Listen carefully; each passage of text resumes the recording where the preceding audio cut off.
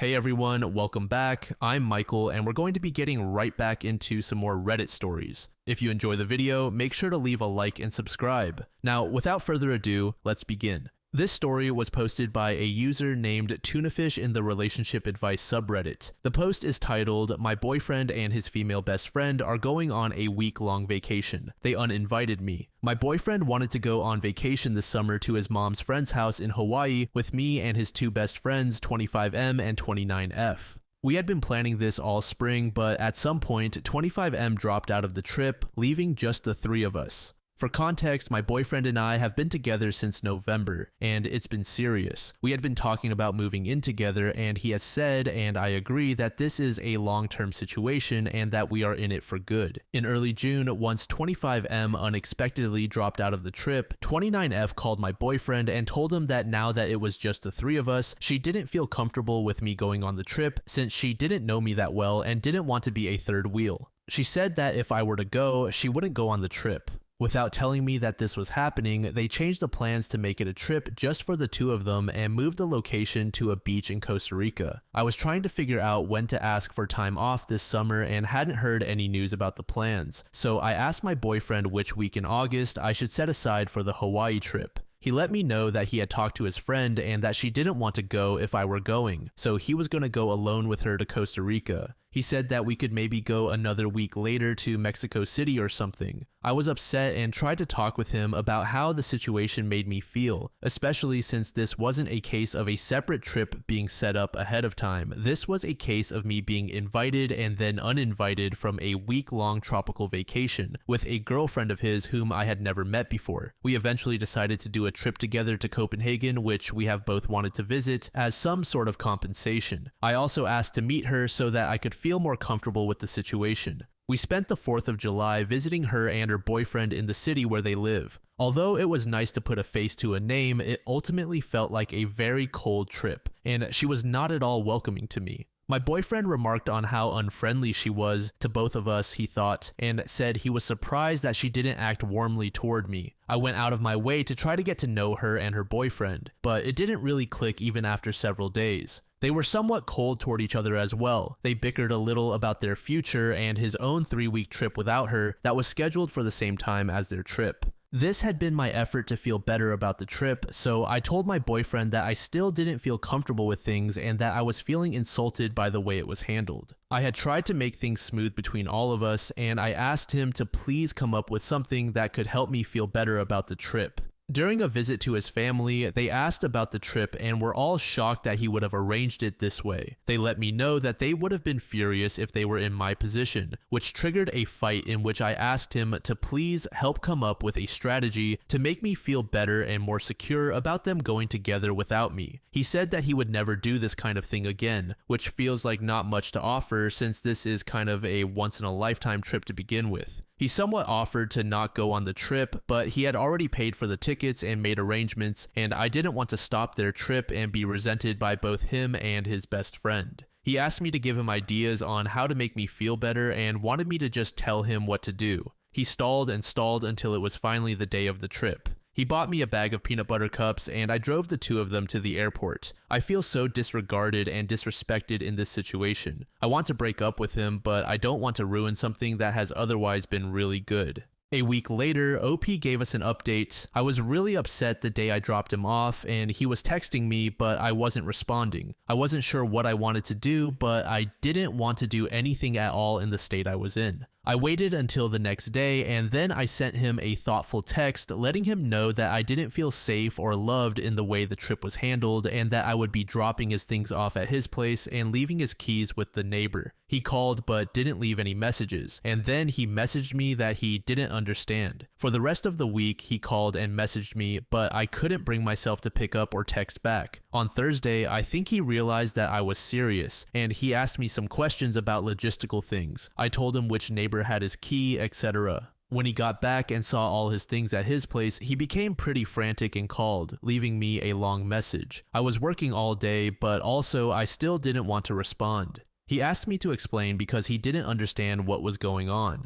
The next day, I sent another text making it clear that it was over. He got upset and sent me a bunch of texts in a row about how he didn't understand why I was throwing away everything we had built. He left me a voicemail that was really angry, saying he had no idea why I was upset and that he did not accept the breakup because he had no say in it. He wanted me to tell him the evil story that I had made up about him to his face. I wasn't going to respond to him and I wanted to remain calm, but this upset me, so I sat down to write him this letter. It's long, so skip over it if you want. I tried to call him, but I started crying and told him I'd just send him an email instead. This is what it said. The time that we have had apart has given me some good space and time to think. I have had a chance to reflect on the things that are important for me in a relationship, and I see that we should not be together. I am sorry that I have been asking you to change things about your life that you shouldn't have to change at my or anyone else's behest. From the very start, this trip was arranged in an incredibly disrespectful way, starting with you being given an ultimatum by your female best friend, whom I had never met. Either she goes or I go on this trip and you picked her. You didn't offer to have her meet me, you didn't encourage her to find someone else to come along, and you didn't consult me at all. That's enough for most people to consider a deal breaker right there. However, I stayed. This is a person with whom you have a history that is not entirely clear to me. Here is what I understand. Some bad rumors started about the two of you in which you spent an entire night out with her on an acid trip while you were dating someone else. Nothing happened. The other thing I understand is that you were interested in her romantically at some point, but then she started dating her boyfriend, which closed the door on things for you. According to what I also understand, it took a long time for 29F's boyfriend to feel comfortable with you being around, but you apparently worked to ultimately make him feel comfortable with you after I'm not sure how long. This is the completely unknown person who shut me out of a trip that I was originally going to go on. You did not tell me this was happening until I asked when the trip to Hawaii would be. You purchased tickets in another very disrespectful situation. I had cooked dinner and had guests present, and you chose to go into my room for well over an hour to select tickets with her, during which I repeatedly asked you to please come to dinner because you said it would just be a few more minutes each time. There was absolutely no reason for doing it at that time and in that situation, especially since she is in the same time zone as us and has a job. This makes me feel sick to my stomach. To make myself feel better about this whole arrangement, I told you that I wanted to meet this person. At my request, we arranged a trip to meet her and her boyfriend, a brief visit in which they were inexplicably cold. The first conversation we had was one in which 29F and her boyfriend argued about how she DM'd him while he was already in a relationship and got him to date her instead. You told me about conversations that 29F has had with you recently, implying that there is some real instability in their long-term relationship, stuff about kids and dogs. I discussed this with you and let you know that I see it and that it worries me. Meanwhile, I still want all of this to work out for you, for me, and for her. At this point, I am planning on being with you for the long term and see no benefit in telling you not to go on a trip with your best friend. I want it to work out, but each and every interaction surrounding this trip chips away at my ability to handle it. The conversations that seem to go nowhere, etc.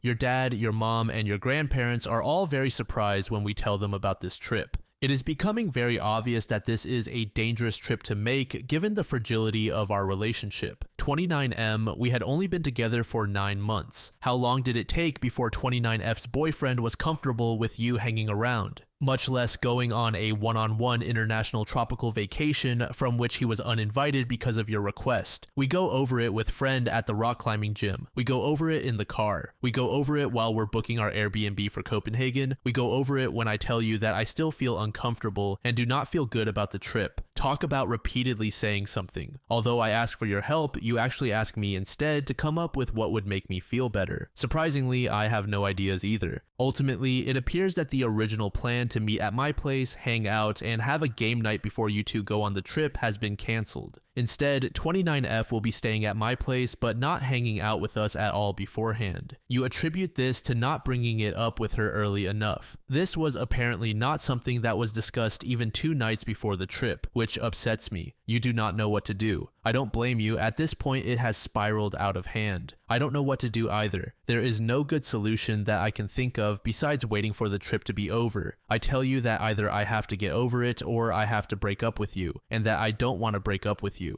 but my ability to get over it is rather worn down. She arrives at my place very late, and we wake up the next morning for me to take the two of you to the airport. After all of this lead up, I know you can tell how unhappy I am. I fully and absolutely know you can tell how unhappy I am. You leave, and when I don't respond to your text messages, you text me to say that you hope I'm okay and that you're going to bed, no call. The rest of the week was rough. My text to you was met with essentially, "I'm sorry you feel this way." You tell me that I'm being unfair. There is no acknowledgement that this trip to a honeymoon destination, as we have discussed before, could be a crazy and horrible thing to go through, even with my quasi-blessing. This is not something that people in relationships have to deal with. This is not something that people in relationships do, besides 29F, I guess. In the end, all of this is to say that I have felt serious emotional needs go unmet in a way that is a deal breaker for me. There have been some wonderful, very positive times, but there has been an unnecessary amount of heartache and suffering for me over things that come down to what I can only assume are personal differences. I cannot handle your relationship with 29F, and while I suppose I could ask you to pick between her and me, that's not what I want to do. I want you to have your best friend, and I want to leave. I did love you, but I am not about to fight this fight and hear you tell me that I'm crazy for not seeing how totally platonic everything is for the rest of my life. It seems like trying to convince someone to like different food or have a different favorite color. I am not happy in this situation, and I do not want to feel these feelings any longer. There is no need for this to be mutual. I do not need your permission to break up with you. He wrote me back an apologetic email in which he accepted responsibility for most things without any argument, except he denied anything that had to do with his relationship with her making me feel uncomfortable and denied that I would not be able to handle their relationship. He said that the only thing that made their trip bad for me was my own perspective. I wrote him back that trust has to be built and that he put too much strain too early on a relationship in which we had not developed that trust. He agreed and apologized. For me, it ended on a pretty amicable note, but this style of relationship really doesn't work for me, and I don't feel like his responses to me really healed or changed anything significantly. I stand by my decision at this point. User KMA13 said, "Sounds like the friend just wants this guy under her heel. She doesn't want him, but she also doesn't want anyone else to have him. Yuck." To this user, Snapdragon said, "I remember reading this. He is 100% her backup plan and will probably continue to be the other woman in any other relationship he enters. This was a hard read. I'm mad all over again." User MioCleo said, "I think she dodged a bullet. I also believe she has the patience of a saint without being a pushover. She really gave him every chance to see that what he was doing was absurd and remained communicative, but I'm most glad that she chose her own sanity in the end. I doubt that he will ever understand just how badly he screwed up. His loss." Sven Hoek said, "How do you make it 28 years on this earth and not have the common sense to see what kind of strain this would place on a relationship that is less than a year old?" This next post was made by a user named Odd Dot in the AITAH subreddit. The post is titled AITAH for not wanting to raise my NB daughter's baby. My daughter came to me at 16 and said she was non-binary, but only sometimes. Some days she would feel more male than female, and other days she would feel like neither. She wanted me to ask her every day what day it was and then refer to her by the pronoun of the day. I told her that wasn't going to fly. I told her that I would call her the pronoun she wanted and do my best to remember it day to day, but she was going to have to tell me what she wanted for that day. I wasn't going to play a daily guessing game, though she still identifies as non-binary. Fine. So that's the pronoun story, and looking back, I think things started to go off the rails. Here's my real question. My daughter is now 18, pregnant, and seems to have lost her mind. Or maybe I'm the asshole. You choose. This year has been a struggle. She wanted to take a gap year before going to community college, but can't keep a job. Apparently, retail situations are too phobic against her non-binary identity. She's been through 4 or 5 jobs this year and quit all of them. She won't consider call centers that aren't face-to-face because she doesn't like talking on the phone and is apparently looking for a remote job without any luck. She's been unemployed since Thanksgiving, and I was on the verge of laying down the law, telling her she either needs to go to school full-time this upcoming semester or get a full-time job or move out with her friends. But now she's come to me and revealed that she's 5 months pregnant. She's very angry at me and says it's my fault because I didn't put her on puberty-blocking hormones when she came to me 2 years ago. She believes I am trying to feminize her by getting her birth control. She's been throwing her prescription away. This is where I might be the asshole. I called her a little idiot. We don't use that sort of language in my house, and I never call people names, especially my own child. But at that moment, I could just see red. The hormone issue is a non-issue in my opinion because this is the first time I ever heard of her wanting hormones. What was I supposed to do? Go back in time? As for the birth control, it's also the first time I'm hearing anything about this. There are non-pill options that don't contain estrogen. If that was what she wanted, all she had to do was ask and I would have driven her to the doctor myself. Or she could have taken the car she has and done it. She even has her own medical card. Though to be fair, I don't know how she would have managed the copay without a job. I know for a fact that her old high school gave out free condoms like candy because her friends were always giggling over flavored sample packs and even blew a few of them up like balloons and left them around the house one time. She had all the birth control she could ever want and used none of it. It gets worse. We're way past the date for an abortion. She's known she was pregnant for about 2 months and has come to think of her baby like a sibling. She expects me to raise it as if it were mine. In fact, she says it is my duty because she believes my refusal to accept her non-binary identity led to her being pregnant. So now she thinks she is going to get a brother or sister, and I am going to have another child. You can say my language grew sterner, and I told her that I would absolutely not raise her baby for her. She also refused to say who the father is. Now that I've cooled down, I'm really hoping she has a secret boyfriend. She does have some friends who were born male, but now don't identify that way. We didn't even get there because I lost my mind when she said she thinks of her own baby as a sibling and wants me to raise it like my own child. She's locked herself in her room, loudly wailing. I feel like crap warmed over. She's been in there for 12 hours, and since she has an attached bathroom, she probably won't be coming out until she gets hungry. Considering it's been half a day, I think she has snacks stored. I also don't know where to go from here. Being pregnant sucks and messes with your head, so I'd like to blame that and the fear she must be feeling, but I have a bad feeling I either raised a spoiled brat or someone with an emerging personality disorder. So I need to know from people who aren't emotionally involved, and maybe from some who are more in tune with this whole non-binary thing than I am. What do I do to help while also making her responsible for her own child? How can I help my daughter accept that she must do basically the most feminine thing you can do while being sensitive to the fact that she's non-binary? Am I just a big asshole here? Typing all this out, it feels like my daughter is lost in crazy town. I'm still not raising her baby, but at what point do I drag a legal adult to the hospital? Edit. You might disagree with my choices or wording, but I'm reporting people who call this bait. It's not. Edit 2.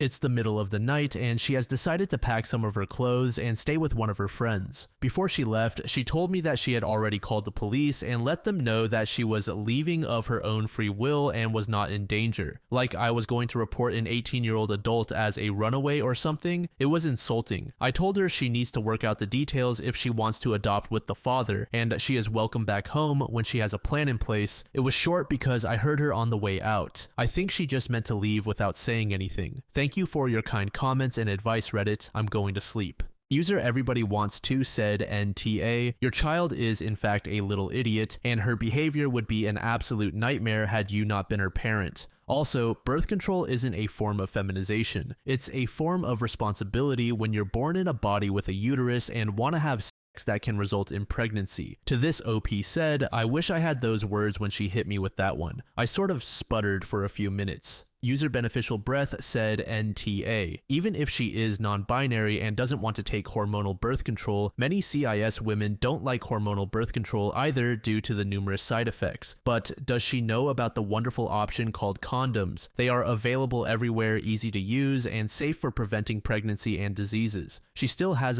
a regardless of the gender she identifies with, and accepting inside it without birth control means risking getting pregnant. User Diabloto said NTA. Apparently, your daughter expected you to somehow read her mind. It's sad that she doesn't appreciate everything you've done for her and only wants more and more from you. Also, she's an adult now and should take responsibility for her own child by herself. I'm sure you'll be there for her anyway when she gives birth. You are her mom after all, and hopefully she'll grow up and understand what was wrong with her behavior. To this, OP said, thanks. It is hard because a part of me does want to step in and make it go away, but wow, has she dug herself into a deep, deep hole. I'm still reeling emotionally. Update. So this happened a few days ago, but I didn't update because I needed to get my head around it. It still doesn't make sense. My daughter finally unblocked me. She and the person who got her pregnant wanted to talk to me in a public place. Although I suspected I knew who her partner was, I was disappointed to find out because they have been a part of my daughter's friend group since high school and were the only one I ever had a problem with and kicked out of my house. They are trans now, but 2 years ago, the friend group was watching a movie in the living room, and every time I'd pass by, he would lock eyes with me and make really obnoxious, loud orgasm. Sounds like that scene in When Harry Met Sally. I told him to knock it off and grew sterner when he did it again. Then, when I was in the kitchen, he somehow snuck up behind me and was miming jack-off movements with his hand. I turned around and caught him at it. He was still fully clothed, but it was startling and freaky. I kicked him out. So now I'll just call them sperm donor because that's what they are. I'm still calling my daughter,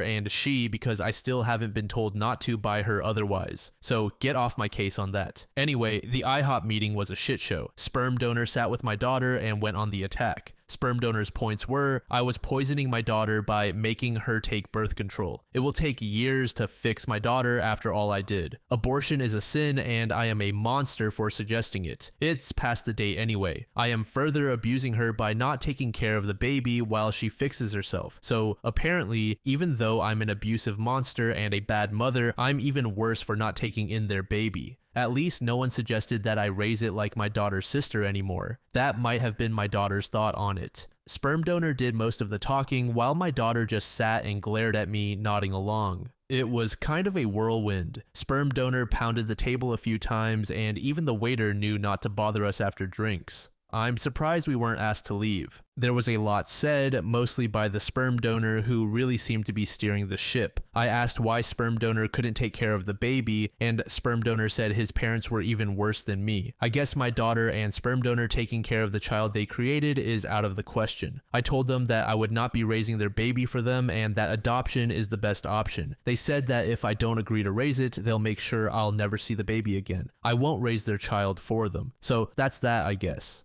I feel so many flavors of worried and angry and then worried all over again. I've been around the block and it's never a great sign when the person you're with makes an enemy of your family. That's what sperm donor has done by painting me as an abuser and failed mother who also won't take in their baby. It sounds like sperm donor has cut themselves off from their own family too. So I'm worried my daughter is in a very controlling relationship with someone who convinced her to stop birth control because they think hormones are too feminizing somehow and that she needs to be fixed. But they still want me to raise their baby. I'm angry that my daughter can just hear this crap and nod along as if to say, yeah, that makes total sense. She is not stupid, I think she's love blinded. I'm sad and worried for the baby. A couple of commenters suggested I wanted nothing to do with the baby because I wouldn't agree to raise it as my own. No, in a perfect world, I would want a normal grandmotherly relationship, or at least know that the child is safe and has been adopted into a loving family. I don't care what my daughter does with her gender or her body as long as she doesn't hurt herself. I want her to be in a happy relationship with someone who values her for who she is. Sperm donor kept using the word fix, which I see as another terrible sign. It's bad all around. My house is empty. It feels like my adult daughter has run off to join some weird church or cult that tells her that up is down, that not using birth control, not getting an abortion, and then expecting others to take care of the child is all okay, and oh, that she's a problem who needs to be fixed. I texted her and said I would be there for her, but sperm donor was still not welcome in the house. I think I'm blocked again.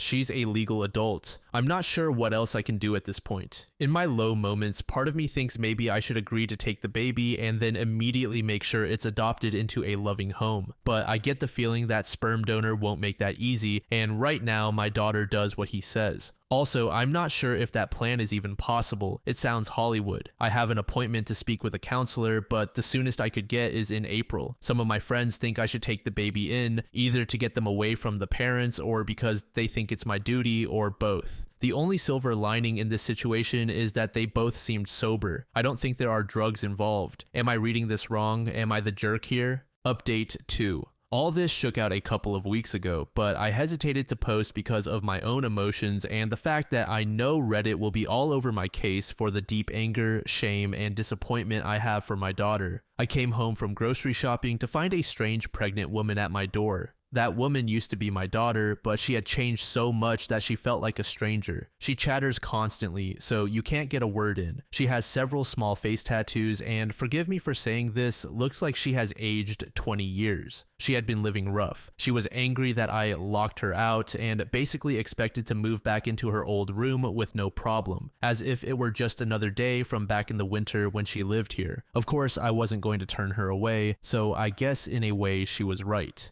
She had been living in a homeless camp with the sperm donor, and I insisted she take a shower because it looked like she hadn't since leaving. She also smelled bad. She had no shame about blocking my number or what she put me through by disappearing. All she wanted to talk about was the grand fate that she and sperm donor are building. They're creating a community of new people, and she went on and on without mentioning the baby once. I don't know how anyone can stand them, but sperm donor has multiple partners, and my daughter is one of them. She is perfectly happy being his broodmare. The term broodmare is mine. Hers is much more royal. Frankly, based on what she overshared, sperm donor seems like a complete sex fiend. Finally, I broke in and asked about the baby. She said she had been to the doctor regularly and that all was well with the baby. At this point, I knew she had to be on drugs. If she was awake, she was talking, and none of what she said had an end or a point. Also, a lot of it came from Crazy Town. What I gathered from her was that she and several other ladies were to carry the next generation of new people. Yes, the men, yes, biological men. Sperm donor was sort of the center of the wheel with the spokes, as she described it. I've met him before, and I'm surprised he was able to get one girlfriend, much less whatever grouping is going on now. Anyway, sometimes she said she wanted to keep the baby, and sometimes she wanted to adopt it out. Not for the good of the baby, but to spread the new people. This part is going to upset the internet. Apparently, the new people are without gender expectations, which is why she didn't know the baby's gender yet.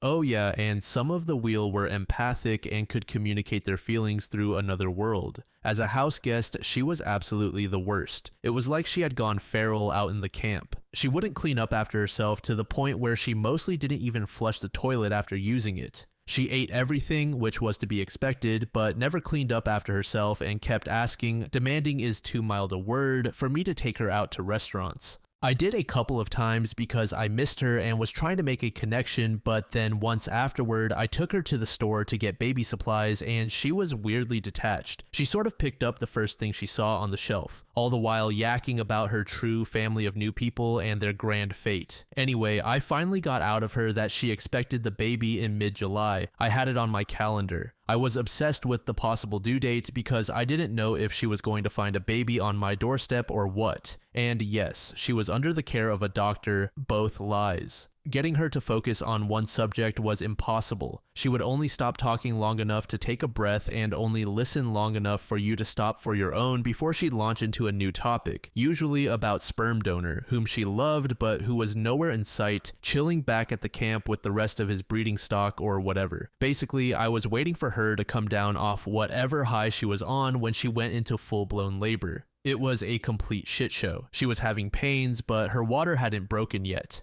At the hospital, it came out that she had not been to the doctor once for the baby, which put her at high risk, so she was admitted immediately. That's when the switch flipped and she became hateful toward the nurses and doctors. She said the worst things and they were absolute saints in return. She also had delusions of grandeur and told them she was their queen while accusing them of trying to punish her. It was so wild. I can't even describe the monster she became. Racist, vicious, and saying the worst things you can say to people. She said them all. She wasn't in hard hard labor yet, so it wasn't entirely due to pain. I pulled one nurse aside and told her where my daughter had been living and that I suspected drugs, though I hadn't caught her using yet. They were so professional and gave her painkillers that helped her mood. Imagine my surprise when her blood work came back clean. I wasn't there for the birth because she didn't want me in the room with her, but I did talk to a social worker on staff to let them know everything I did. The woman was very nice, but couldn't speculate officially on my daughter's mental state. I said she had to be bipolar or manic or something because her behavior was not normal, but the social worker asked if my daughter had threatened to kill herself or harm the baby, and she hadn't. They can't step in until there's a threat. Miraculously, the child was born at a good weight and healthy. I don't want to give too much information about them because the internet is forever and one day they may search for their own past. My daughter lucked out big time and had a normal delivery, all things considered. She didn't give sperm donor's name as the father. She up and left her baby that evening without officially checking out, without saying goodbye to me or her newborn. Because the hospital is a safe surrender point, she won't be charged with abandonment. CPS asked if I wanted to take the child, and though it tore me up inside, I said no. There are many reasons for this decision. A big one is that I don't want to be held hostage to my daughter's whims, especially those of sperm donor. I don't want to be on the hook for more children that are likely coming. Also, just look at my daughter. I did my best and she still turned out this way. Maybe I shouldn't try again. I know getting a new family is almost the best thing that could have happened for the baby. Even with problems in the foster system, it has to be better than living in a camp.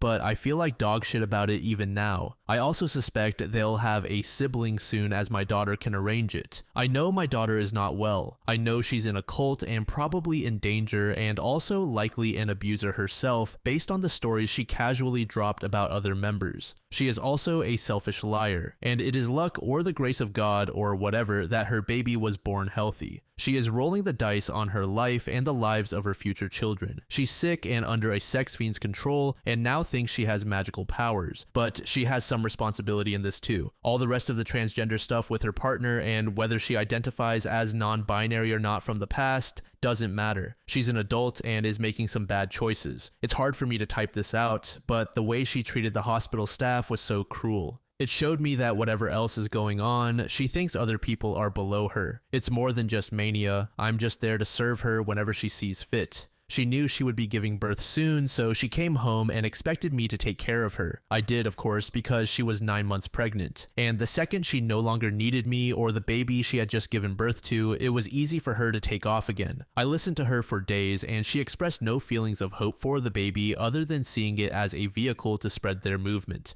There was no worry about their future life. She made the choice to leave and go back to sperm donor's harem or wheel or whatever. Sick or not, I'm ashamed to have raised someone with these kinds of values. Mentally ill people aren't bad people, but she has gone beyond merely making bad choices. I haven't totally written her off, she may come back to sanity, but since all indications are that I'm blocked again, I'm going to think long and hard about boundaries and possibly moving. I'm worried about one day finding a bunch of cult-like weirdos on my porch. So that's it. I don't know what to do. It's not like I have the resources to pay someone to deprogram my daughter. That sounds very Hollywood. I need a realistic goal. It's more than just a cult. She needs a checkup from the neck up, and I don't have the legal standing to do anything about it. At least the baby is safe. That's the one bright spot. Thoughts are welcome, and forgive me for asking for any realistic suggestions or just telling me if I'm way off base and if I'm the asshole here. This has been a hell of a year. A real spiral. A year ago, I had somewhat of a slacker teenager under my roof. Now, all of this has happened.